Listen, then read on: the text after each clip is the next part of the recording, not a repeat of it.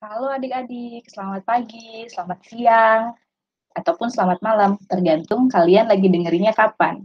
Assalamualaikum warahmatullahi wabarakatuh. Hari ini, Kak Ani mau ngejelasin tentang ilmu pengetahuan sosial, yaitu Indonesia pada masa penjajahan.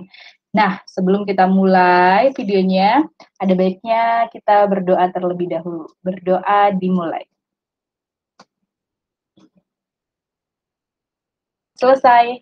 Nah, udah siap untuk menyimak cerita dari Kak Ani hari ini? Kak Ani mau sharing nih tentang Indonesia pada masa penjajahan.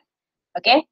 Mungkin dari kalian sebagian udah pada pernah belajar di sekolah, tapi hari ini Kak Ani juga mau sharing lagi nih untuk ngingetin kalian tentang Indonesia pada masa penjajahan. Oke? Nah, ini peta konsep kita untuk belajar hari ini. Yang pertama ada kedatangan bangsa Barat. Di kedatangan bangsa Barat, kita akan mempelajari tentang mengapa sih mereka datang ke Indonesia, dan yang kedua, bagaimana proses kedatangannya. Lalu selanjutnya, selain kedatangan bangsa Barat, kita juga akan mempelajari kondisi masyarakat pada masa penjajahan. Kita akan tahu gimana monopoli perdagangan, terus kebijakan kerja paksa, lalu sistem kerja tanam paksa itu kayak gimana. Nah, yang terakhir, nanti akan muncul nih tumbuhnya semangat kebangsaan. Di sini akan dipelajarin latar belakang munculnya nasionalisme, juga organisasi pergerakan nasional. Dan yang terakhir ada perubahan masyarakat pada masa penjajahan itu kayak gimana. Oke? Siap ya? Nah, yang pertama, kedatangan bangsa Barat. Mengapa sih mereka datang? Yang paling utama adalah karena adanya daya tarik di Indonesia. Daya tariknya apa aja, Kak? Nah, ini adalah daya tarik di Indonesia. Yang pertama, iklim. Kenapa sih iklim jadi daya tarik di Indonesia? Karena mereka-mereka yang dari barat sana, mereka punya 4 musim iklim, ya kan? Sedangkan Indonesia, karena kita terletak di garis khatulistiwa, kita hanya punya 2 iklim nih, yaitu iklim tropis. Kita punya 2 iklim, yaitu musim penghujan dan musim kemarau yang termasuk dalam iklim tropis. Nah, daya tarik yang kedua adalah adanya rempah. Rempah-rempah kita seperti merica, ketumbar yang seperti itu nggak ada di sana. Jadi makanya mereka karena adanya penjelajahan rempah ini akhirnya mereka tertarik untuk datang ke Indonesia. Kayak gitu. Nah, selain tadi adanya daya tarik Indonesia, ada juga nih motivasi 3G. Apa itu 3G? 3G adalah gold, gospel, dan glory. Gold itu kaitannya dengan kekayaan. Mereka yang maniak akan kekayaan, berfokus untuk mencari terus nih kekayaan yang ada di daerah-daerah Asia. Lalu yang kedua adanya gospel, ada misi tersembunyi, yaitu gospel menyebarkan ajaran Nasrani di Asia, termasuk dalamnya Indonesia. Nah, yang terakhir yaitu glory, meluaskan kekuasaan. Jadi mereka nggak cuman bosen nih dengan kekuasaan mereka aja. Mereka nggak cukup puas dengan kekuasaan yang mereka miliki. Akhirnya mereka memutuskan untuk meluaskan kekuasaannya ke daerah Asia. Oke ya, sampai sini ya. Selanjutnya, nah, kedatangan bangsa Barat ini gimana sih mereka proses kedatangannya? Semuanya berawal dari Portugis dan juga Spanyol yang mencari jalur lempah di Indonesia. Makanya, nih penggambarannya seperti ini nih. Portugis dan juga Spain atau Spanyol, mereka tuh cari sebenarnya berawal dari nyari-nyari rempah ke Indonesia. Akhirnya ketemu, akhirnya muncul nih motivasi 3G tadi. Ya udah, akhirnya mereka bertahan dan dengan kesan menjajah gitu. Nah, pada saat masa penjajahan itu gimana sih kondisi masyarakat kita? Yang pertama, adanya monopoli perdagangan nih oleh VOC, yaitu Venerich, Ostendich, dan Compagnie. Ya, VOC ini yang memonopoli perdagangan di Indonesia pada saat dulu. Atau dulu sebelum Indonesia masih disebut sebagai Nusantara, ya. Next, kayak gimana sih? Ada dampak apa saja yang terjadi nih pada saat monopoli perdagangan?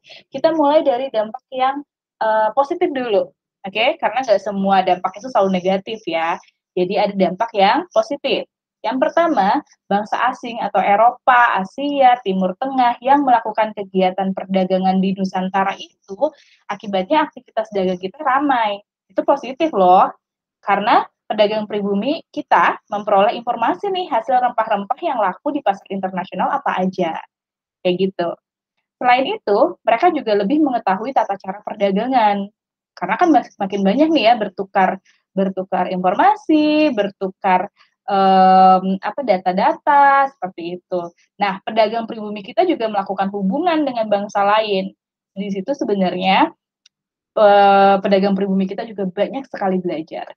Tapi selain dampak positif, tentu saja yang namanya dampak ada negatifnya juga.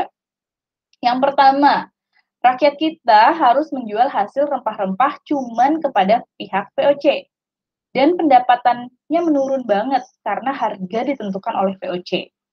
Makanya disebut dengan monopoli perdagangan. Gitu ya. Nah, selanjutnya menurunnya jumlah penduduk disebabkan karena ada pembantaian massal. Ini ada kaitannya dengan sistem tanam paksa atau kerja rodi seperti itu. Lalu adanya penderitaan fisik atau kelelahan karena bekerja yang terlalu keras, yaitu ditanam paksa tadi. Lalu produksi padinya menurun karena tanaman ini tidak laku di pasaran internasional. Ya sebab lainnya karena gagal panen ya. Jadi yang di pasar internasional yang laku tuh rempah-rempah, kayak gitu lebih laku daripada padi. Kan masyarakat barat waktu itu, sampai sekarang mereka tidak banyak mengkonsumsi, nasi ya, jadi memang padi tidak terlalu laku untuk mereka. Tapi kalau misalnya untuk rempah-rempah cengkeh, lada, seperti itu laku keras. Nah, dampak lainnya menjadikan rakyat kelaparan dan kematian karena harganya turun, lalu kita disuruh kerja paksa. Nah, dari situ banyak juga, kelelahan. Oke, sampai sini kita lanjut ya, next. Nah, selain dengan monopoli perdagangan tadi, ada kebijakan kerja dan tanam paksa di sini. Kebijakan kerja dan tanam paksa memberikan dampak juga nih bagi Indonesia dan juga bagi koloni. Oke, bagi Indonesianya apa nih Kak? Bagi Indonesia, rakyat terbebani karena harus menyerahkan sebagian tanah dan hasil panennya mengikuti kerja rodi, serta membayar pajak. Kebayang? Tanahnya tanah kita, terus hasil panennya dibagi, lalu kita juga disuruh membayar pajak, ya kan? Nah, itu dampak dari tanam paksa. Lalu ladang yang dimiliki oleh penduduk kita menjadi tidak terawat karena harus melakukan kerja rodi yang berkepanjangan. Jadi ladang yang kita punya itu nggak terurus karena kita harus ngelakuin kerja rodi yang diminta sama koloni ini. Lalu adanya munculnya wabah penyakit, ya karena kita tidak diperhatikan kesehatannya, kebersihannya, akhirnya muncul nih wabah penyakit. Dan munculnya kemiskinan juga dan kesenjangan ekonomi, yang kaya makin kaya, yang miskin makin miskin. Sepertinya kalau ini dampaknya nggak cuma tanam paksa, sekarang juga ya kan. Nah, selanjutnya dampak selanjutnya bagi Indonesia adalah semua masyarakat Indonesia jadi mengenal tanaman dan kualitas ekspor. Ini termasuk dampak positif banget sebenarnya. Dan yang terakhir, semua rakyat Indonesia jadi mengetahui nih teknik menanam berbagai jenis tanaman baru. Di sini dampak positifnya penduduk kita banyak banget belajar tentang pertanian, gitu ya. Walaupun luar biasa nih dampak negatifnya juga banyak, tapi tetap di balik kesulitan pasti ada hikmah tersembunyi di dalamnya, termasuk pada saat dulu tanam paksa. Nah, lalu dampak bagi kolonial Belanda apa, Kak? Pertama, kas kolonial Belanda yang awalnya kosong, akhirnya terisi kembali. Lalu hutang-hutang pemerintah kolonial terlunasi. Perdagangannya berkembang pesat. Amsterdam sukses menjadi kota pusat perdagangan dunia sampai sekarang. Itu termasuk dampak tanam paksa bagi mereka. Jadi menguntungkan buat mereka, menindas ke kita. Oke, next.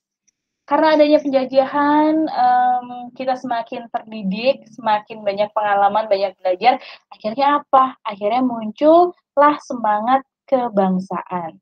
Muncul semangat kebangsaan itu ditandai dengan apanya, Kak? Ditandai dengan lahirnya organisasi pergerakan nasional, ya. Organisasi pergerakan nasional yang paling terkenal pertama adalah Budi Utomo. Budi Utomo diinisiasi oleh Dr. Wahidin Sudirohusodo dan juga Dr. Sutomo.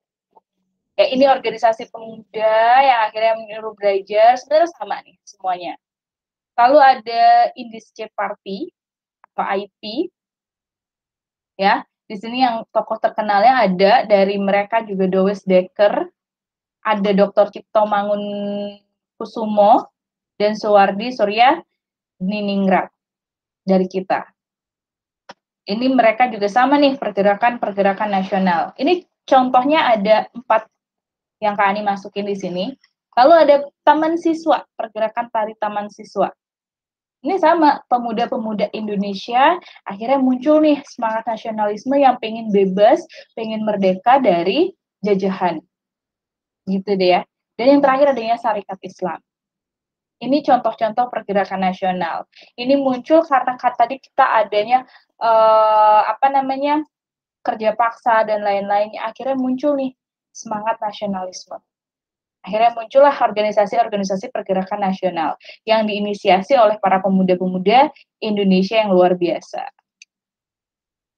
Nah, selanjutnya, ini sebenarnya dampak yang sampai sekarang kita rasakan. Seandainya dulu kita tidak dijajah, mungkin sejarahnya akan berbeda. Tapi karena kita dulu dijajah oleh Belanda dan juga Jepang, akhirnya pada masa penjajahan ada perubahan nih sampai sekarang. Yang pertama adalah perluasan penggunaan lahan. Jadi lahan walaupun tanam paksa, tapi akhirnya kebuka nih semua lahan gitu. Lalu masyarakat kita juga mengenal tanaman-tanaman baru yang dulunya mungkin cuma kenal padi aja, nah sekarang udah kenal nih sama tebu, sama jagung yang seperti itu. Yang ketiga adanya fasilitas transportasi dan komunikasi. Nah ini juga mereka karena bangsa Barat sudah modern, akhirnya masuk ke kita dikenalkan oleh transportasi dan komunikasi seperti kereta api pertama, itu kan semua walaupun kita yang suruh kerja paksa, tapi di situ kita jadi punya transportasi gitu. Dan pada masa itu juga adanya persebaran penduduk dan urbanisasi. Banyak nih yang untuk kerja dengan upah murah dari Pulau Jawa disebar ke Kalimantan dan juga ke Sumatera pada masa itu. Dan yang selanjutnya adanya akulturasi budaya. Makanya banyak kan dari kita juga yang akhirnya keturunan-keturunan blasteran, akhirnya kita tahu budaya Belanda. Nah, itu salah satu dampak atau perubahan masyarakat pada masa penjajahan yang sampai sekarang masih bisa kita rasakan. Dan yang terakhir adalah ditemukannya barang-barang tambang. Ditemukannya tambang-tambang. Dulu kita belum kenal nih adanya tambang-tambang yang menguntungkan di Indonesia. Nah, karena adanya penjajahan ini, sistem kerja paksa, akhirnya ditemukanlah tambang-tambang di Indonesia, gitu ya. Jadi memang dampaknya luar biasa bagi kita secara psikis maupun fisik, kerja paksa dan lain-lain. Tapi satu sisi kita jadi banyak belajar, akhirnya muncul nih nasionalisme kita. Seperti itu. Nah, Kak Ani rasa cukup sekian untuk penjelasan tentang materi sejarah Indonesia yang sedikit ini. Mudah-mudahan nanti kita bisa ketemu lagi di lain waktu dan lain kesempatan. Jangan lupa ikutin kuisnya, Kak Ani akan punya permainan di kuisnya. Sampai bertemu. Bye, terima kasih.